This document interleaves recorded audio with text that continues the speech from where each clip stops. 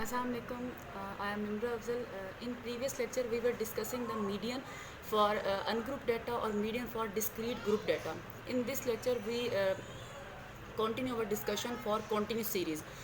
These steps given below are followed for the calculation of median in continuous series. First step क्या है, find cumulative frequency. Step 2 find n by 2. Step 3 क्या है, see in the cumulative frequency the value first greater than n by 2. then the corresponding class intervals is called median class. then apply the formula median is equal to L plus n by 2 minus m over c over f multiplied by c.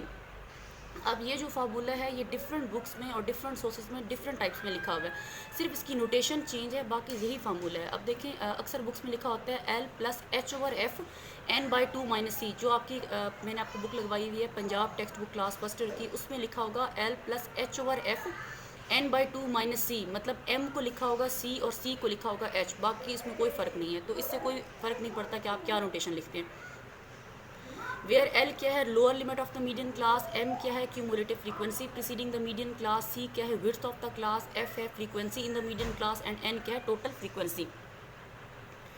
अब इसको solve कैसे करेंगे. First क्या है, example for the frequency distribution of weights of sorghum ear heads given in table below calculate the median. अब हमारे पास क्या है, हमने कॉन्टीन्यूस सीरीज़ में मीडियन को सॉल्व करना है. आपके पास आपको पता है कॉन्टीन्यूस सीरीज़ में क्या होती हैं, क्लासेस होती हैं जो आपको गिवन होती हैं. देखिए फर्स्ट कॉलम आपको क्लासेस दी हुई हैं 60 to 80, 80 to 100, 100 से 120, 120 से 140, 140 से 160. फिर आपको सेकेंड आपको जो कॉलम है उसमें आपको पास एफ दिया हुआ है. सेकंड कॉलम आपको एफ दिया हुआ है. जो थर्ड कॉलम है वो ऑप्शनल है, लेस देन क्लास. ये आपका कोई मोस्ट इंपॉर्टेंट नहीं है. ये अगर आप ना भी बनाएं तो इससे कोई फ़र्क नहीं पड़ता, ये आप इसको स्किप कर सकते हैं थर्ड कॉलम को. जो फोर्थ कॉलम है क्यूमुलेटिव फ्रीक्वेंसी, ये मोस्ट इंपॉर्टेंट है कि क्यूमुलेटिव फ्रीक्वेंसी कैसे बनाते हैं. क्यूमुलेटिव फ्रीक्वेंसी कैसे बनाएंगे. अब देखें फर्स्ट फ्रीक्वेंसी जो है आपको पता है, मैंने आपको प्रीवियस लेक्चर में भी बताया था क्यूमुलेटिव फ्रीक्वेंसी कैसे बनाएंगे.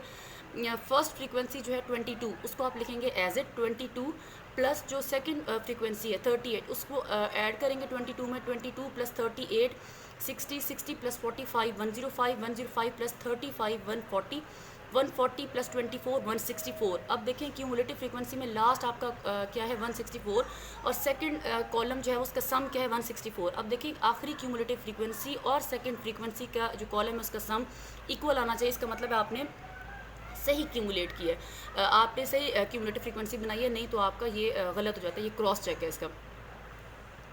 उसके बाद हम क्या करेंगे, फार्मूला लिखेंगे L plus n by 2 minus m over f multiplied by c. आप फार्मूला लिखेंगे. अब इस फार्मूले में सबसे पहले जो चीज़ आप कंप्यूट करेंगे वो होगा n बाई 2. जो आपके पास n बाई 2 लिखा हुआ है वो आप सबसे पहले कंप्यूट करेंगे. n क्या है, देखिए n आपको पता है ग्रुप डेटा में आपके पास ये कॉन्टिन्यूस सीरीज़ में आपके पास n हमेशा होता है सम ऑफ f. मतलब सेकंड कॉलम का जो सम होगा वो आपके पास n होता है. n क्या है, सम ऑफ f 164 डिवाइडेड बाई 2 82. अब आपने हाईलाइट करना है कि आपके पास जो 82 है वो कौन सी क्लास में आता है. अब देखें अगर आप गौर से देखें तो जो आपकी ये क्लास है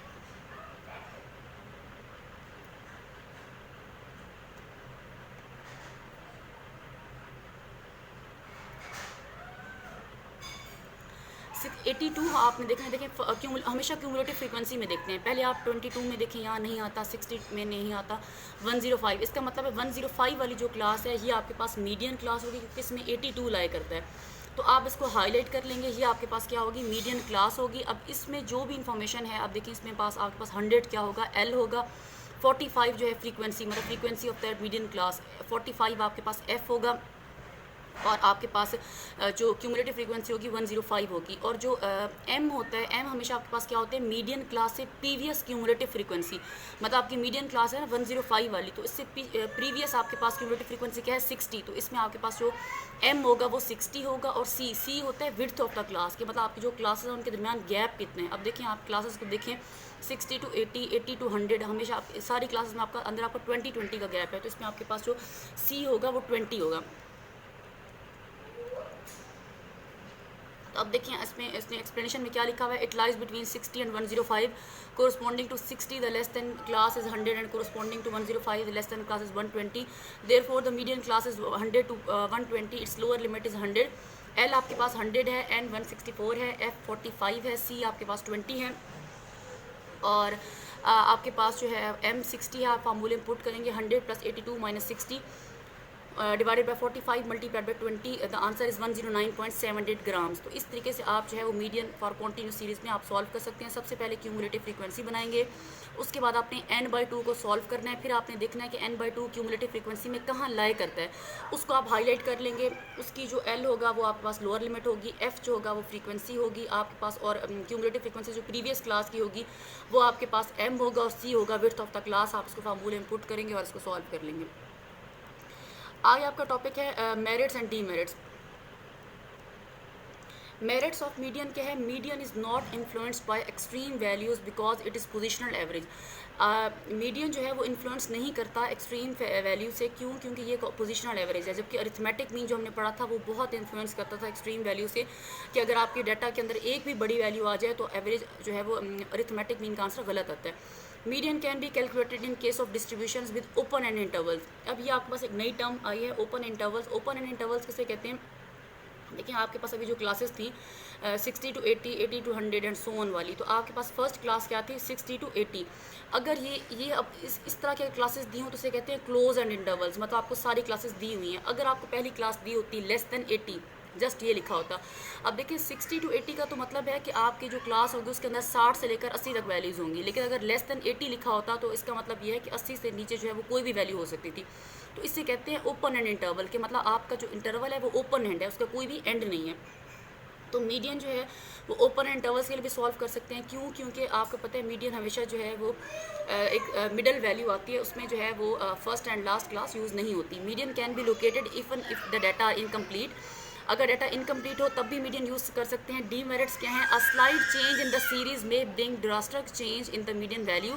एक छोटा सा भी चेंज आ जाए तो आप मीडियन कैलकुलेट कर सकते हैं। In case of even number of items और continuous series, median is an estimated value other than any value in the series. अगर आपके पास एक इवन नंबर्स में वैल्यूज़ आती हैं तो मीडियन का आंसर जो है हमेशा आपका एक ऐसी वैल्यू आएगी जो डाटा के अंदर अवेलेबल मौजूद ही नहीं होगी। क्योंकि आपको पता है इवन सीरीज़ में क्या करते हैं हम, मिडल जो वैल्यूज़ होती हैं दो, उनकी एवरेज लेते हैं।